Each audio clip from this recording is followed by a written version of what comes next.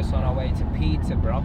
I'm just actually going to get some mentoring. I have my mentoring anyway, but I'm going to get some mentoring, and we're going to look at bigger projects, bigger deals.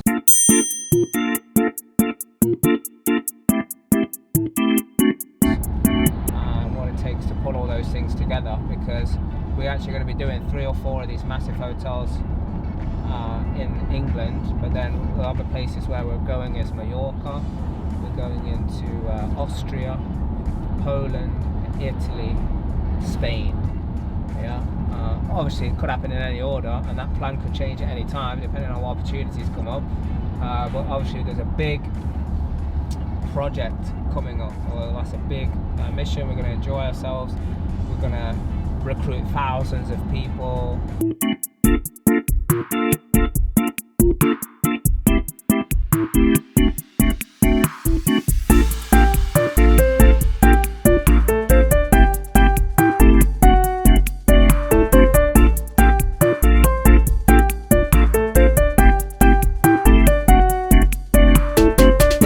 Build like sites, big sites like with loads of margin in it, right. Not these little things that we've been doing. So that's one side of it, but the other side, which is more mission based, which is these health centers. So like we focus on like financial, physical, mental, emotional and spiritual freedom and like development and discovery. So we want to build these health centers, which I think you'll get it. Like on the front end, obviously a very good business is like spas, gym memberships. There's one we're looking at that's got a golf club as well, so golf memberships, but we want to build like tennis courts there. A bit like, maybe on the front end, like a David Lloyd. Right. So similar to that in terms of the fitness things. But then on the other side, like, I don't know what's around here, but we got some quite high profile spa places with like hydrotherapy, and they've got like Nordic ice baths and all of that. So we want to have all of that in there. And then there'll be rooms where people are doing yoga training, meditation training. I'd have vacancies all the time. For 35 years I had vacancies, even if I didn't want people, if I didn't, bring people in and then we'll build the business. We're building the business as you bring people in and you're finding their skills, and then everything goes, and that's how we built the business. You just keep on expanding. And a lot of people won't. Well, I won't. They don't want to. They say I don't want to be responsible for people. So you don't want to help people. You don't want to help people. You don't want to be responsible for people. Yet you want to be a multi-millionaire. Two things don't seem to go together. I've never been able to find it anyway. That's. Anyway, shall we go another ride round? Yeah. This is the marina. It doesn't look like a marina, does it? It looks. So we've let this piece off to car sales. So the whole lot here. Just there. These people here, Spline Hub, right? They do Jags.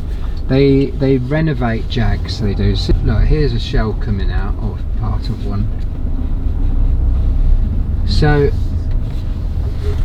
Oh, they've got Porsches in this side, they've got Jags in the other side. So you own these as well? Yeah. This whole thing here? Yeah. So the Jags on the other side, they've got them all renovated, and they are £175,000 each in there, and they can't keep up with the demand. They can't. There's a company in here, they do VW vans.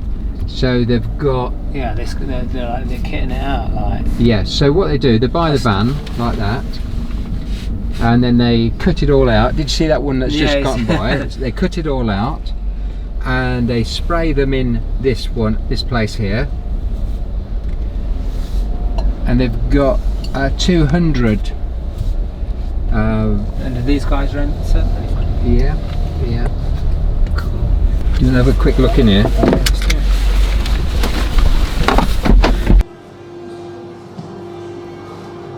This is a CNC machine here, and they put the wood in and it cuts out all the cabinets. So all all the new vans come in, and they get So are these doing it from the off, or do people buy the van and then give it these guys and then they'll kit it out? Everything's sold. So it's already sold. It's already sold. And they've already like I would come and say I want this van, I want this design, and this is where it would come. Yeah. And what they do, they strip everything out, strip all the seats out, and what colour you want, and do you want a twin bed in it, or do you want 4 beds in it with a roof that goes up? And it's all these only VWs. Yeah. I'll show you a deal what we did twice. We made 1.7 million on the first deal, 1.5 million on the second deal. How did you do it twice? No, I'm going to show you. Right, these 2 buildings here, I bought them one day. There's £3 million on 6 acres of land, 100,000 square foot. And it was an old glassworks. And so they wanted 3 million.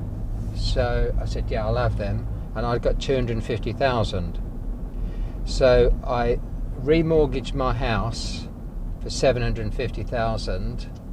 So now I've got 1 million, and I borrowed 2 million off the bank, because the bank said, I'll give you 2 million if you give us if you put 1 million in. So I remortgaged the house, made it up to 1 million, borrowed 2 million, put Hotpoint in, which is the domestic appliance company. 18 months I'd made £200,000 plus this is on their rent, plus all the money to pay my mortgage and pay the 2 million interest. And then somebody came and wanted it, and I made 1.5 million in profit on that. So then you sold it? Yeah, paid the. So when you bought it, yeah, did you have to do anything to No. it to get it rented? No, nothing. So these commercial buildings you can literally just buy. Well, I did. Yeah. Get it rented. Yeah, well, I did, because I made a low rent. So, but it still made money. So a lot of people won't take anything less than, say, £7 a foot, but I would take £2 a foot if it made me money. Yeah, so they spent a fortune on it, and then they sold it back to me 2 years later with a much better tenant in for less than they paid for it. And yeah, and then I had it for 10 years. I made £4.5 million in 10 years, and then I sold it and made another 1.5 million. I did. Why did they sell it back at less? Well, I don't know why people do these things, but they are. But that's 6 acres there. So we've got that. That's 700. This land. Yeah. So that's ours. That's 750,000 square foot. Aldi or Lidl, one of the other. So when we bought this land, I think they'd made a mistake. They built that factory there. Then they built the PDD factory further up there. Then they sold 16 acres of land to a glass company, and they've got 6 acres left. Well, this company who own the land and build on it, they like building 1 million square foot. So they ended up with 6 acres. They didn't know what to do with it because it's too small for them. So I picked it up, and now it looks like we're going to make. So what is that? That's Aldi or Lidl, a distribution place. It's huge. And this is a car park for, I think, on Amazon. Amazon. Yeah. So. Just a car park for the staff? So so I've done nothing with that land, obviously, right? And we'll make £4 million on that. What, you're going to sell it? Yeah. Well, if we don't sell it, we're going to put 80,000 square foot on there, and I've got somebody who will buy it off us, and we'll make 8 million. I can either do that or sell it to somebody who's made us an offer and make 4 million for doing nothing. So we would build a factory unit on there about £6 million, but we would end up.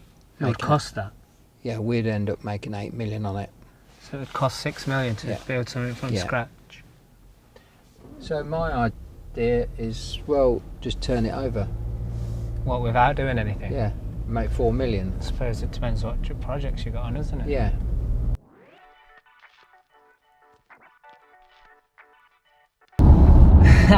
So yeah, hey lads, I just want to share my biggest takeaways and realizations from just spending a few hours there with Neville. And that is, number one, you know, with these health centres, he was calling it commune. I think like a community, he sees the vision of the community, the real life community, and being able to have it all in, not all in one place, but like have a place where people can get together. Is that with these hotels, we're looking for like hotels that are probably not doing so well, where people want to sell them on. Where actually, I'm going to start looking for that, but also the people who own the deals, and see what creative structure we can come up with to benefit them, so it can be more tax efficient for them in selling because when you're selling multi-million pounds worth of properties, then there's, you know, lots of tax implications, and we can do it well above board and above, you know, within the law, but get creative and be efficient. The other thing is as well, going around and seeing that many businesses, that many people in businesses, all the requirement that there is for space, just makes me feel like, wow, like all of these residential property deals that I've been doing all over the years, that I'm missing a trick. But I suppose now, you know, the time is to up the game and start doing these commercial properties, because it's actually what I love more, which is watching people grow, watching businesses grow. So actually providing places for these businesses to be able to grow and grow with them is actually more exciting. So that's some of my biggest takeaways, plus all the other stories that are around, you know, him growing his business, selling his business, being busy all the time, which you can see in the videos. So make sure that you get hold of those videos. Follow me across all the different social media platforms, Facebook, Instagram, YouTube, as we share this knowledge. Now, one of the things that he said, I said, what would you do differently? And he said he should have came to one of our do's. He called it a do. I think he meant like training or event or something, so he could learn quicker and learn faster, because he had to work everything out himself, and for a lot of it caused a lot of stress, and also got him feeling grumpy, where now he said he just wishes that he could have put a smile on his face and dealt with it smoothly. Hey, if you want more tips on how to build your property business, or your business, your mindset, or your money, then make sure you subscribe to YouTube, go to the YouTube channel, go to our website, and also the podcasts.